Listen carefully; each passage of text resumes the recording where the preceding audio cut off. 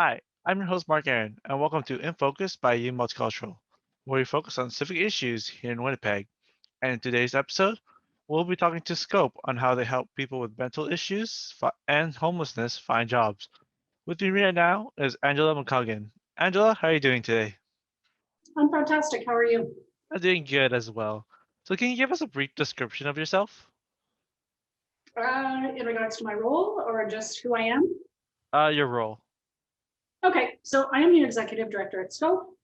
We provide employment for people living with mental health issues. We also recognized prior to COVID that we needed to provide some housing to our members. It's very difficult to be employed when you are homeless. And then throughout COVID, we reacted by providing a 24/7 safe space to some of the city's most marginalized. We're very low barrier, meaning people can still be using whatever their drug or alcohol of choice is. It is solely based on behavior. So we currently have 59 people staying here. And at our height during the cold snap, we had about 75 here.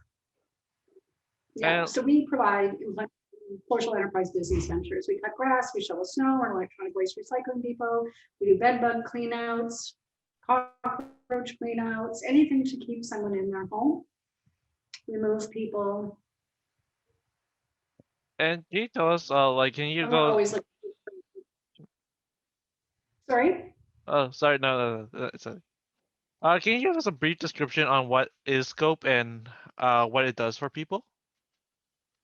So Scope is that very entry level in someone's recovery or journey of living with a mental health issue, that they, seek out employment or a volunteer situation to reintegrate someone into society, and their purpose. I used to always ask when I first started this business, I used to ask, how can I help you? What can I do for you? And now what I ask is, I need your help. And somebody having purpose changes everything, right? Because all of a sudden they recognize that they have a value to themselves and to society, and they have gifts that they can offer. Many of these people society had completely given up on and just cast them aside. So we give them that purpose. And with the spike of COVID-19 in the last year, did you see an increase of a lot of mental issues? Oh, yeah, astronomical, right? Yeah. Lots of more drug use, lots of struggles with their mental health because of it. In the CERB, sure, it was great for some, but in a lot of situations, it just allowed people to purchase an awful lot more street drugs, which, led them down the path of very poor mental health. And how is your business helping in those in need to find a job while in COVID-19? Sorry, what was the question? How is your business helping in those in need to find a job while in COVID-19? Because there's like so much limit restrictions happening right now. Like, how is your company helping those to find a job while in COVID-19? So most of our services that we provide are actually essential services. So we've been able to operate many of them. The moving people, the clearing snow, cutting grass, all of that stuff have all been able to operate. Our thrift store has just recently opened. So that's also providing that volunteer employment piece. And yeah, so we were fortunate in that respect, although people had a lot left, just a lot less disposable cash. So then our income, did struggle a little bit, but because of, the wage subsidy and the rent subsidy and that really enabled us to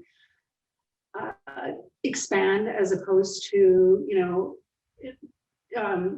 have less employment for people. So yes, our employment expanded greatly during COVID. And We what were the also do sorry.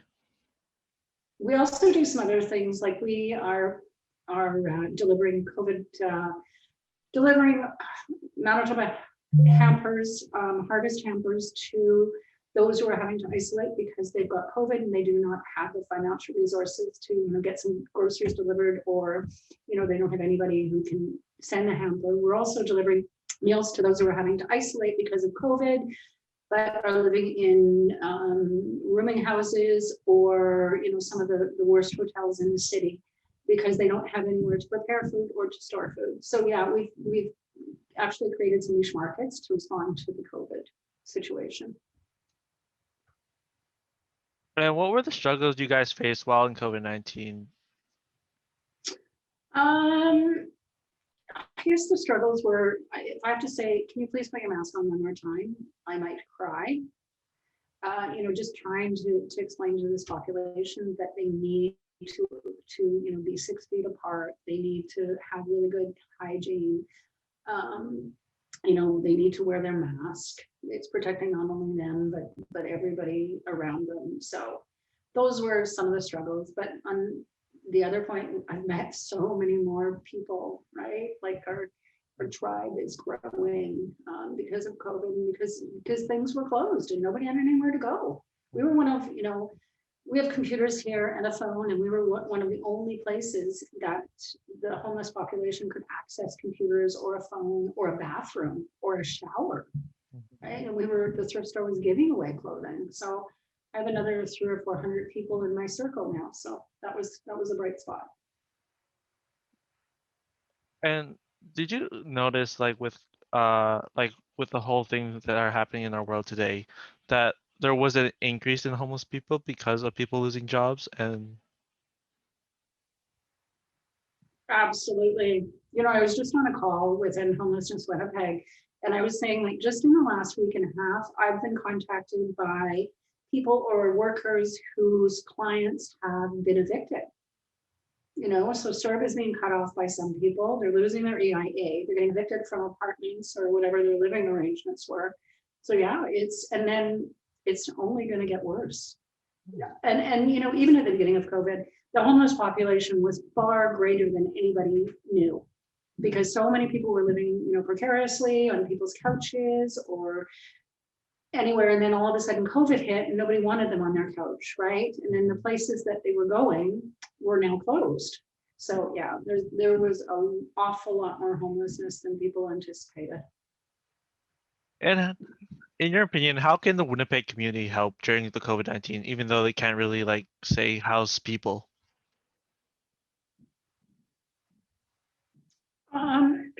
The Winnipeg community needs to recognize that this homelessness doesn't happen to just, the other person or the person that lives in that end of town. We've had people staying here. One of our residents was a structural engineer, got in an accident, started on, prescription opioids, and then doctor cut him off prescription opioids. So he turned to street drugs, our youngest person is 18, our oldest person is 85. It doesn't matter. Can be anybody. People that have had, fantastic 6-figure jobs have been here. So yeah, I think people need to recognize they're human beings, right? They're human beings. There are fellow human beings. It could be your mother, your daughter, your sister, your brother. People just fall on hard times, and we need to be empathetic. We need to be kind. We really, really, really need to be kind.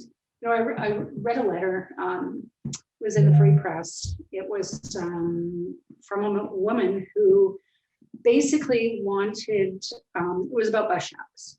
She was appalled that the bus shack at Rougeau and Reindeers Drive was inhabited by homeless people, and that she was suggesting that because she's a paying customer of Winnipeg Transit, she was suggesting that they shut the heat off in this bus shack. This was during the cold snap, by the way. They shut the heat off in the bus shack because the people who are actually the customers are not the ones using it. It's homeless people.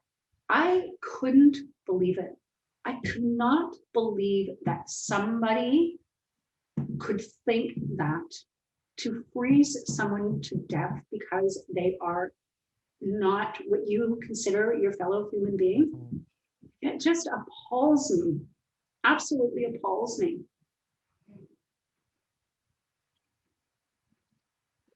And Angela, do you have anything to say before we end the thing here? Any advice to those people? To the people, you know what, just be kind. Recognize that this happens to anybody and everybody, and drug addiction is not a moral failure, it's a health crisis. These people just need our help. people just need, some help to move forward. They're so far gone onto not knowing what to do. They just want some guidance. Some of the people staying here, we have people who were, sniffing gas in front of the WRHA corporate offices, and now are living here, and they're our best volunteers, our best employees, people that have been living on the streets, addicted for years and years and years. All of a sudden, they get a chance. I've got one of our clients is going to hairdressing school, being reunited with her children. Another one is going for upgrading and also reuniting with her children. People just need a chance. That's all they need. That's all they need, just a little help and a little support from them. Yeah, and this is all about relationships. It's just about relationships, right? Yeah. Yeah. Well, thank you, Angela, for your time. Thank you so much, Mark. Take good care. Yeah, stay safe. Yep, you too. Well, that's it for today's episode of In Focus by U Multicultural. And special thank you to Scope for their time. I'm your host, Mark Aaron. Hope you stay safe and have a nice day.